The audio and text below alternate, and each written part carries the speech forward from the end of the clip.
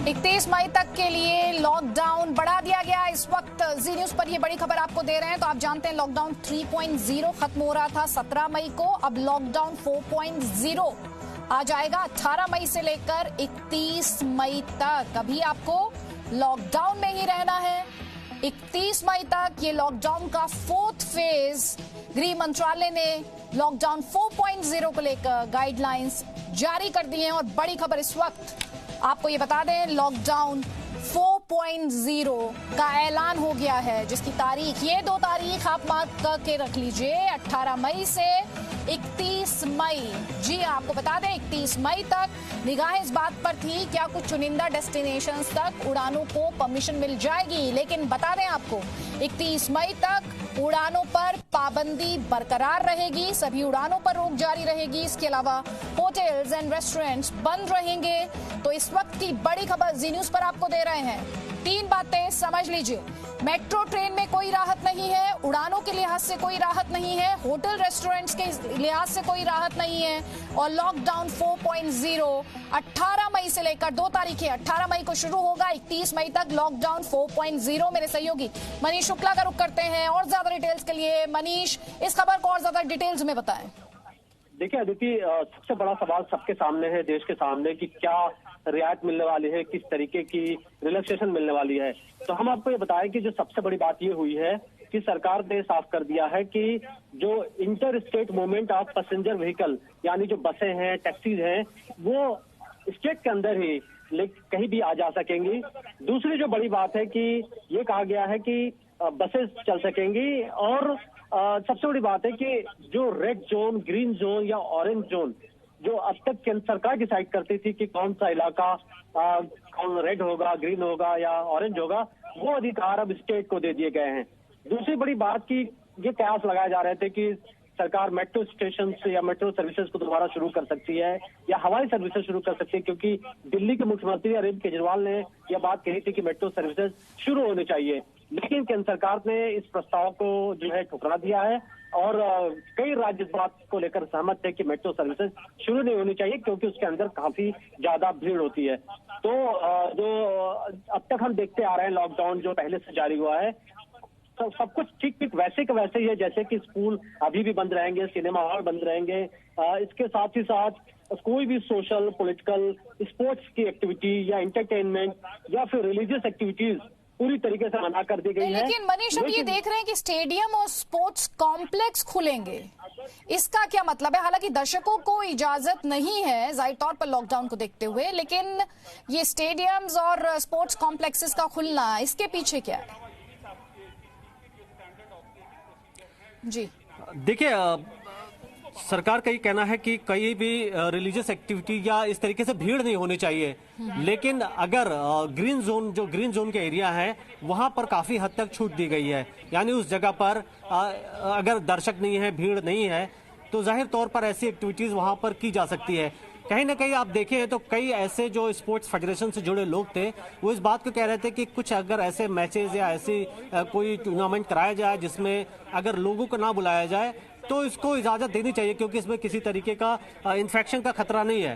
तो जाहिर तौर पर ये एक बड़ा स्टेप ये हो सकता है। दूसरी बड़ी बात है कि सरकार ने कहा कि जो आपका पॉइंट था, जो बसेस को लेकर आपका पॉइंट था, सबसे ज्यादा संक्रमण है जी, जो बसेस को लेकर आपका पॉइंट था, मैं चाह रही थी आप एक बार फिर से दर्शकों को बताएं। देखिए अदिति, मेरे पास जो कॉपी है उसमें ये बात कही गई है कि क्या क्या परमिशन इस बार होगा लॉकडाउन 4 में। उसमें यह कहा गया है कि बसेस, टैक्सी या फिर जो भी पैसेंजर्स गाड़ियां हैं, उनको चलाने की इजाजत दी गई है। वो इंटर स्टेट मूवमेंट हो सकता है, यानी एक ही राज्य के अंदर ये गाड़ियां चल सकेंगी। अब तक हम देख रहे थे कि सिर्फ सरकार का कहना था कि 50% तक ही बसेस चल सकती हैं ग्रीन जोन में। लेकिन वो जो नंबर, जो कैप थे, वो कैप हटा दिए गए हैं, यानी किसी तरीके का मूवमेंट ग्रीन जोन में हो सकेगा। मनीष, मैं आपसे ये चाह रही हूँ, जो हमारे दर्शक दिल्ली या उससे सटे हुए इलाकों में रहते हैं, जो अब आपके पास जो डॉक्यूमेंट है, उसके हिसाब से उन्हें क्या रियायत मिली है और कौन सी पाबंदी बरकरार है? जी हाँ, देखिए, जो रियायत की आपने बात की, तो सबसे बड़ी रियायत तो ये है कि ग्रीन जोन के अंदर जो भी लोग रह रहे हैं, उन सब लोगों के लिए बड़ी राहत की बात है, क्योंकि उनके ऊपर जो रिस्ट्रिक्शन का लेवल है बहुत ही कम है। यानी वो जो व्हीकल्स हैं, जो पैसेंजर व्हीकल्स हैं, टैक्सीज हैं, वो चलेंगी, दुकानें खुलेंगी। अभी भी कहा जा रहा है कि नेबरहुड शॉप और स्टैंड अलोन शॉप खुलेंगी, लेकिन मार्केट को खोलने को लेकर के अभी हमारे पास जो गाइडलाइन है उस पर कोई ऐसी बातें नहीं लिखी गई, क्योंकि राज्यों का कहना था कि ऑड इवन बेस पे मॉल्स या दुकानों को खोला जाए जो मार्केट प्लेसेस हैं। यानी इसका मतलब ये है कि स्टेट गवर्नमेंट को अभी भी डिसीजन लेना है कि किस तरीके से मार्केट को खोलना चाहती है। तो इसको लेकर के अभी इसमें बातें साफ नहीं कही गई है। जाहिर तौर पर इसमें क्लैरिफिकेशन की जरूरत पड़ेगी। मोटे तौर पर यही बात कहा जा रहा है कि जो कंटामिनेटेड जोन है वहां पर सरकार नहीं चाहती कि किसी तरीके की कोई एक्टिविटी हो, लेकिन ग्रीन जोन के अंदर एक्टिविटीज की जा सकती है। अब वो एक्टिविटीज क्या हो सकती है? हो सकता है गृह मंत्रालय थोड़ी देर में फिर से वो स्पष्ट करे कि क्या लोगों की दुकानें खुल सकती हैं या बाजार खुल सकते हैं। ये अभी इसमें साफ नहीं कहा गया है। इसमें है कि क्या इसमें यह है राज्यों की सहमति के हिसाब से अंतर्राज्यीय सेवाएं शुरू हो सकती हैं? देखिए, इसमें यह साफ लिखा गया है कि कुछ आइटम जो है इसको सरकार इजाजत नहीं देगी, जिसमें लिखा गया है कि जो भी डोमेस्टिक और इंटरनेशनल जो एयर ट्रेवल्स हैं वो पूरी तरीके से बंद रहेंगे, लेकिन सिर्फ एम्बुलेंस या मेडिकल सर्विसेज से जुड़े लोगों के लिए MHA अलाउ करेगा केस बाय केस बेसिस।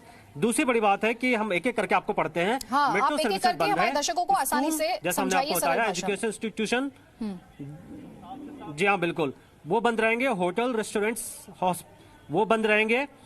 इसके साथ ही साथ cinema halls, shopping malls, gym, swimming pools, entertainment parks, bars और assembly hall, seminar places, sport complexes, ये